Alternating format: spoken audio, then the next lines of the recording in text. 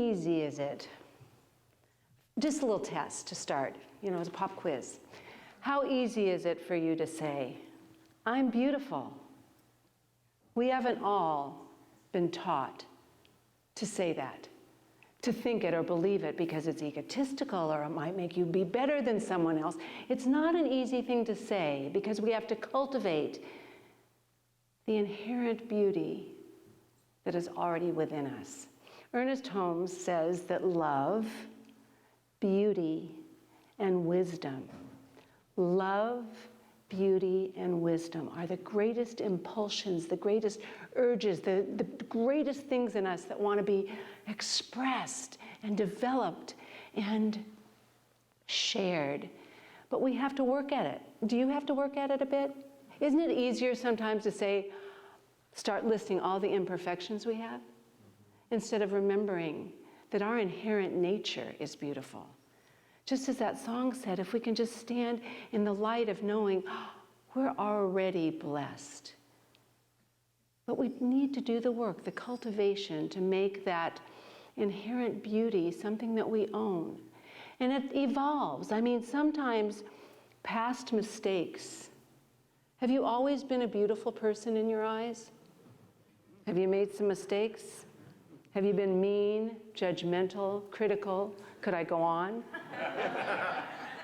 We have to love that person that we used to be, the old version of ourselves, because we did the best we could with the tools we had at the time, right? We did the best we could then. But the beauty of life is that we keep getting better and better because that's a natural evolution within us. We keep getting better. And we have to love those parts of ourselves and forgive that because we're also forgiving beings, right? We're very forgiving, right? We better be. If not, you got work to do when you go home because that's part of our nature too. It's forgiveness is part of our divine nature also. We have to work at it and be it. Plato, the ancient Greek philosopher, Ernest Holmes said love and beauty and wisdom are divine verities, the greatest impulsions in us. Well, Plato started with beauty. He said beauty, intelligence, and wisdom are the greatest verities, truths of God. God is beauty, and that's what we're made of. I mean, it's not just the divine that speaks of it. It's not just the religious aspect, but it's a natural thing that we know. The ancient mystics all knew that beauty, God is beauty, and we are that. John O'Donohue has a book called Beauty, and in that, he talks about the inner beauty that we're talking about today, developing that inner beauty which actually illumines us to create beauty out in the world and feel beautiful ourselves. But here's what he said. We are here to awaken to the call of beauty, that same thing, that impulsion within us that wants us to know beauty. When we become aware of this beauty within us, we become aware of new ways of being in the world. New ways of being in the world. And isn't that what the world needs now? New ways of being, that we can come together instead of be divided, that we can love ourselves instead of feeling the division and the anger. And he goes on to say, we are created as creators, so we're ever evolving and growing. All at the deepest level of expression, our creativity. Our creativity, we are creators meant to create, and our creativity is meant to evoke and inspire beauty in the world. That's why we're here. But if I was going to ask you, just another pop quiz, what does it mean to be beautiful to you? Well, as a culture, we are enthralled with external beauty. We're enthralled with physical beauty, and that's a good thing. Beauty, physical beauty is wonderful, but there's so much more. And when we become too focused, I know I can certainly relate to this, and I know you can. When we can become too focused on external beauty, we start telling ourselves lies that we're not enough, we're not good enough, we're not smart enough, we're not thin enough, we're not fat enough, we're too this, we start criticizing, and we tell ourselves lies that start taking that innate beauty within us, and it starts diminishing it.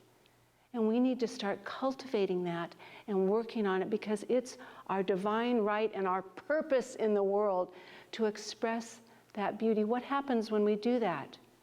We make the world more beautiful.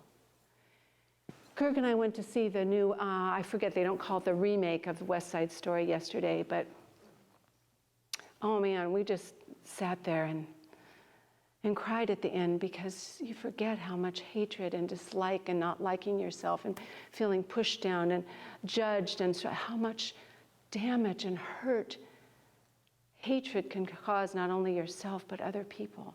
Such a beautiful reminder of why we're doing the work we do, the spiritual awakening. Kirk, when you were reading our vision, it's this spiritual awakening that allows us to remember we're here to be beautiful, not here to tell ourselves lies. You know, my mom, last 3 years of her life, she was bedridden with emphysema and on oxygen, and she'd lost her sight. She's the most beautiful person I know, because her inherent beauty was her sense of humor. She never lost her sense of humor, ever. And that was the most beautiful thing. And I believe that's something she's passed on to me. It's just beautiful. Gave me a new sense of what beauty is. And if we really want to learn what beauty, true beauty is, not the external beauty, which is wonderful, but true beauty, we need to ask people who cannot see, who don't have the gift of the physical sense of vision. And they'll tell you, true beauty is about the way you live your life. It's about finding joy in life. That's what's beautiful.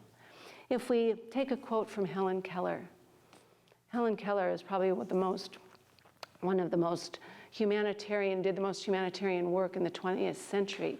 She was born blind, she was blind and deaf since infancy, and she said, the best and most beautiful things in the world, the best and most beautiful things in the world cannot be seen or touched. They must be felt with the heart, because that's where divine beauty enters. It comes to the heart first. And when it comes to the heart, it can fill every cell of our being with beauty. It can surprise us, awaken us, and that's when we get the God bumps, because beauty, love is working in, through, and as us. And if we ask Stevie Wonder, who also lost his sight at 6 weeks of age, he says, I am what I am, and I love me. And I don't mean that egotistically. I love that God has allowed me. I love that God has allowed me to take whatever it was that I had and to make something out of it. And look at his music. He's probably one of the most influential musicians of the 21st century. Wow. So if you were going to describe your kind of beautiful, just in your heart, what would that be? What would that beautiful be? The Sufis have a ritual. It's called a Remembrance Ritual. And they invite you or propose to you that you wake up every single morning and look at daily beauty, just the everyday things that you usually don't even really notice, and think about their beauty. It may be the egg you're cracking to make breakfast. You can think of where the egg came from and the beauty of those farm workers or the chickens or whatever it is to give you the gift of your breakfast. Remember daily beauty. And they also invite you to put beauty in your heart, a song, a picture, a memory. So at difficult times in your life, you can pull that memory, that song, that vision out of your heart to remember that life is truly beautiful. But there are times, I talked last week, I spoke about the threshold between the darkness and the light, and it's the threshold where life is the most creative, where we have to take the darkness of suffering and move it and turn it. It takes work to transform it into the radiance of light. And we all know that because all of us have experienced loss and sadness and grief. It takes work, but it can be done, and it is beautiful. So I want you to remember that place in your heart that holds the beauty. John O'Donohue again says in his book, Beauty, to participate in beauty, we must be in the presence of the divine, because true beauty is divine. We need to remember that truly, when we see someone that's really beautiful, yes, it may be exterior beauty, but it's the beauty from the inner beauty of the heart that illumines the face. And I want to ask you a question. Have you ever seen someone that has a real smile on their face, a smile that comes from the inside out, that isn't beautiful? A smile can make everything and anything beautiful. So I guess your homework and my homework and all of our homework right now would be to spend time every day communing with God, communing with the divine, doing our work so we can cultivate that beauty within us. If you asked Hafez, the 13th century Sufi mystic, how do I become beautiful? He would say, how did the rose ever open its heart to give to the world all its beauty? It felt the encouragement of light on its being. Otherwise, we all remain too frightened.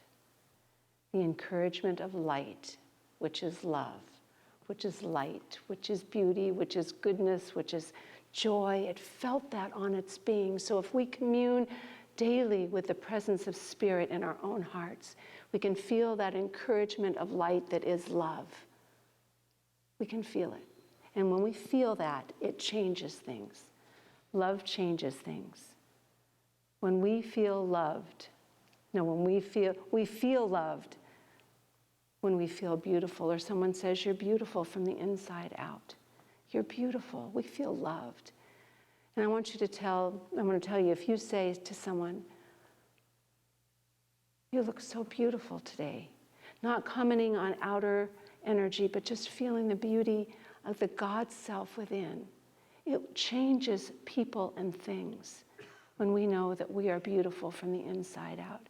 It expands our dignity, our wisdom about ourselves, our understanding of who we are, and it changes things. Bell Hook, a beautiful contemporary philosopher, professor, author, social activist, says that humans cannot live without beauty. Beauty is the thing that joins us, connects us. It allows us to rise above different religions, classes, ethnicity, whatever it is, to come together in knowing beauty. Beauty is the divine. It's like having a conversation with God. She encourages us, and I want to read the things she says because I'll probably leave one out, and they all made me tingle. I love it. She says, be creative. See which one of these belong to you. Write, sing, paint, act, dance, love, cook, laugh, create new ways of thinking and being. Put something beautiful in your heart. As I said, something beautiful from what you've done.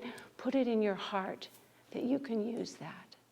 And I want all of us, instead of telling ourselves lies anymore, to start telling us the truth.